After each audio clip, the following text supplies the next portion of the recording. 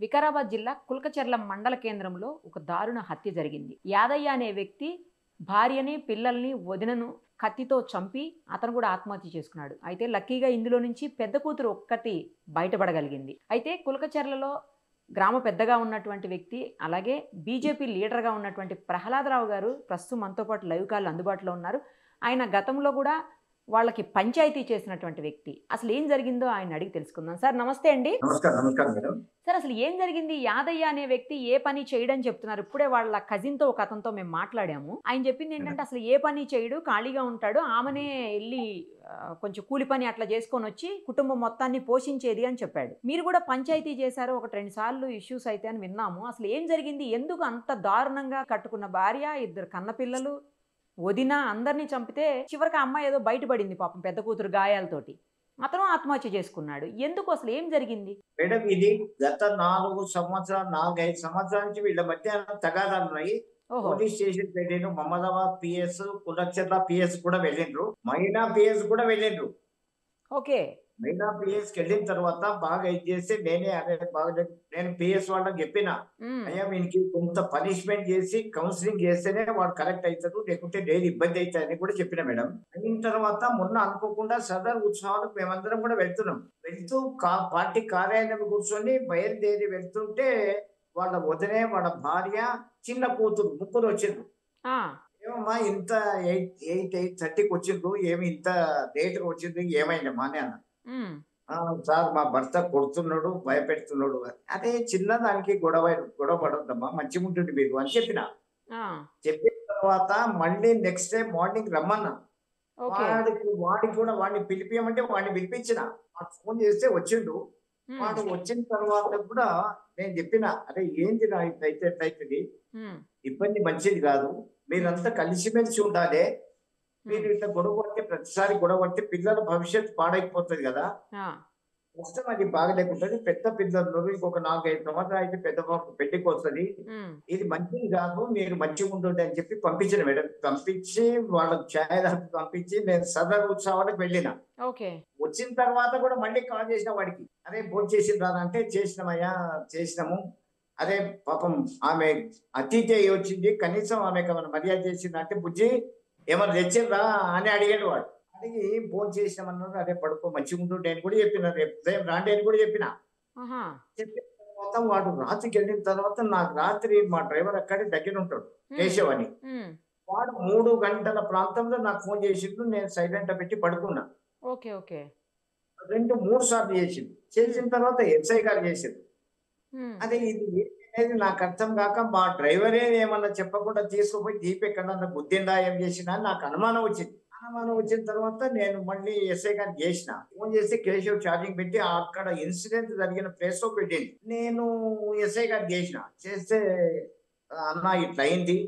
అసలు ఏమైంది ఏం కథ అర్థమైతలేదు. పూర్తిగా అందరిని చంపేసిండ్రు అని. ఓకే. అదే పాపం అని చెప్పి నేను వెళ్ళమనే లోపు డెడ్ బాడీలు పరిగికి తీసుకుపోయినా అని చెప్పాను. నేను హ్మ్. సిఐ గారితోని, డీఎస్పీ గారితోని కూడా మాట్లాడినా. ఏదో ఒకటి ఇది కావాలి, ఏం చేస్తున్నారు? నాకు వాళ్ళ బంధువులందరూ వచ్చిండ్రు. జూలపల్లి వాళ్ళు. వాళ్ళందరూ వచ్చి అయ్యా మాకిట్లా చెప్పకుండా డెడ్ బాడీ తీసుకుపోవటం తప్పు కదా! అది ఇది అంటే, అయ్యా వద్దు బాలేకుంటది, గొడవ పెట్టుకోకండి. హ్మ్. ఇన్సిడెంట్ జరిగింది ప్రత్యక్షంగా అర్థమైతున్నది. అదే. అదే. ఆ పాప అందరిని చంపిన తర్వాత ఆ పాపని చంపుదామని కూడా ప్రయత్నం చేసిండు వీడు. ఈ పాపం ఏదో పారిపోయి ఇక్కడ 108 వాళ్ళకి ఫోన్ చేసింది. 100కి డయల్ చేస్తే పోలీసు వాళ్ళు వచ్చిండ్రు. అంత లోపలనే అందరు పోలీసు వాళ్ళు వచ్చి ఇది చేసి డెడ్ బాడీలని మార్చరీకి తీసుకెళ్ళిండ్రు. ఓకే. ఎలా తప్పించుకుందండి ఆ పిల్ల ఒక్కతి? ఆ పిల్ల తప్పించుకున్నది. మొత్తానికి ఆ పిల్ల స్పృహ తప్పి పడిపోయింది. స్పృహ తప్పి పడిపోయి మెల్లగా బయలుదేరి పక్కకెళ్ళిపోయింది. పక్కకెళ్ళిపోతూనే నయం వాళ్ళంతా కూడా కొంత కాపాడి 100కి ఫోన్ చేసి అంటే అర్ధరాత్రి పోలీసోళ్ళు పూట కదా! పగలైతే ఎలాగోలా తప్పించుకోవచ్చు. అర్ధరాత్రి కదా జరిగింది ఈ ఇన్సిడెంట్. ఆ గోడ కాంపౌండ్ వాల్ దిగిపోయింది. నాకు అనుమానం ఏమొస్తుంది వీడు ఇట్లా చేస్తుందంటే, హ్మ్. వీనికి ముందు నుంచి కూడా ఆలోచన ఉన్నది. ఓహ్! మళ్ళా వీడు వాళ్ళందరిని చంపి పారిపోదామని ఆలోచన చేసిండా, ఏం చేసిండో గానీ లగేజ్ అయితే రెడీగా ఉన్నదట. మళ్ళీ తనని తాను కూడా ఆత్మహత్య చేసేసుకున్నాడుగా మళ్ళీ మరి. వాడు భయానికి ఆత్మహత్య చేసుకున్నాడా, ఏం చేసుకున్నాడు కానీ వాడు కూడా సూసైడ్ అదే. ఆ! చేసుకున్నాడు. అదే. హ్యాంగింగ్. అదే. ఏం చేస్తాడండి? అసలు ఏం చేయడంటున్నారు నిజమేనా? వాడు వాస్తవంగా కూడా ఒక్క దగ్గర నిలకడగా ఎక్కడ కూడా పనిచేయడు. నిలకడగా ఎక్కడ కూడా పాపం భార్య ఏదో వాస్తవంగా చెప్పాలంటే భార్య కూడా వీక్, ఫిజికల్ గా ఆమె చాలా వీక్.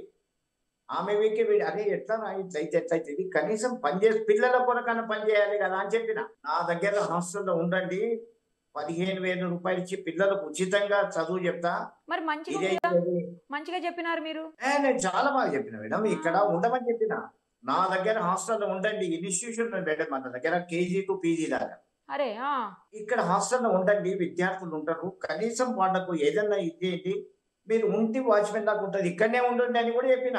మరి ఏం ప్రాబ్లం ఉండడానికి అలాగా పని చేయటం ఇష్టం లేదా ఏంటి అతనికి? వాడు సోమరి మేడం, వాడు తెల్లగా బట్టలు వేసుకొని తిరగాలి అంతే, వాడు పని చేత కాదు వాడికి. ఈమె ఉన్నదంటే పాపం భార్య ఏదో పత్తి చేనుకు కలవటానికి వెళ్తుండే. అయితే పాపం ఆమె కూడా ఫిజికల్ గా చాలా వీక్, చాలా వీక్. అదే ఆమె మీద ఏమన్నా అనుమానం ఉండేదా అండి ఇతనికి?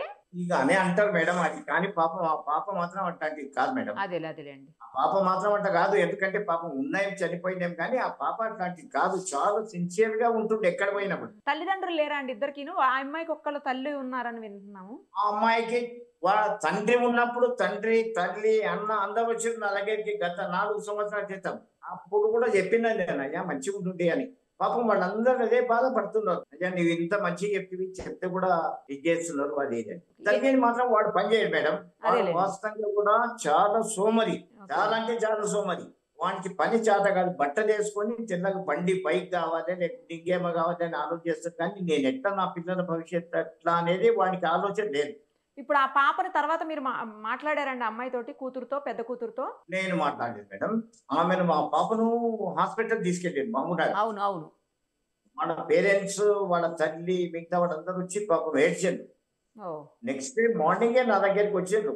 వస్తే నేను ఏదో చెప్పి నేను సిఐ గారితో DSP గారితో మాట్లాడతా, మీరు వెళ్ళండి అని చెప్పిన. అదేలేండి. DSP గారు మాట్లాడితే సార్ మేము ఇక్కడనే ఉన్నాం, ఇక్కడికే పంపించండి, పరిగినే ఉన్నారు SI గారు కూడా అని అంటే పరిగికి పంపించారు మేడం. వాస్తవంగా వాడు మాత్రం సోమరి మేడం, పని చేత కాని వాడు. ప్రహ్లాదరావు గారు, ఎలాగో మీకు ఇన్స్టిట్యూషన్స్ ఉన్నాయి, వీలవుతే ఆ పాపకి ఫ్రీగా ఎడ్యుకేషన్, ఆ పాప భవిష్యత్తు గురించి ఒక్కసారి ఆలోచన పెట్టండి, దృష్టి సారించండి. తప్పకుండా ఆ పాప ఇక్కడ ఉంటే 100% వాళ్ళ అమ్మమ్మ కూడా అన్నది, అయ్యా అమ్మ భూమి తెచ్చిపెట్టు, ఆమెను భవిష్యత్తు బాగుండాలని చదివిపించే ప్రయత్నం చేస్తా, నేను ఉచితంగా చదివిపిస్తాను చెప్పిన. మీకు హాస్టల్ ఉందా అండి స్కూల్లో, కాలేజీలో? అదే స్కూల్లో హాస్టల్ ఉందా మీకు? హాస్టల్ అకామిడేషన్ మేడం అంతా. మరి అయితే చూడండి, కొంచెం ఆ దిశగా ఆలోచించండి, ఆ పాపకు ఉన్న భవిష్యత్తు కొంచెం. తప్పకుండా మానవత్వంగా 100% ఆలోచన చేస్తా, ఆ పిల్ల భవిష్యత్తు కొరకు నేను తప్పకుండా ప్రయత్నం చేస్తాను మేడం. థ్యాంక్ యూ అండి, థ్యాంక్ యూ సో మచ్. మరిన్ని అప్డేట్స్ కోసం నిరుపమ సుమన్ టీవీ ఇన్స్టా పేజ్ని ఫాలో చేయండి. సుమన్ టీవీలో మీ పర్సనల్ అండ్ బిజినెస్ ప్రమోషన్స్ కోసం కింది నెంబర్కి కాంటాక్ట్ చేయండి.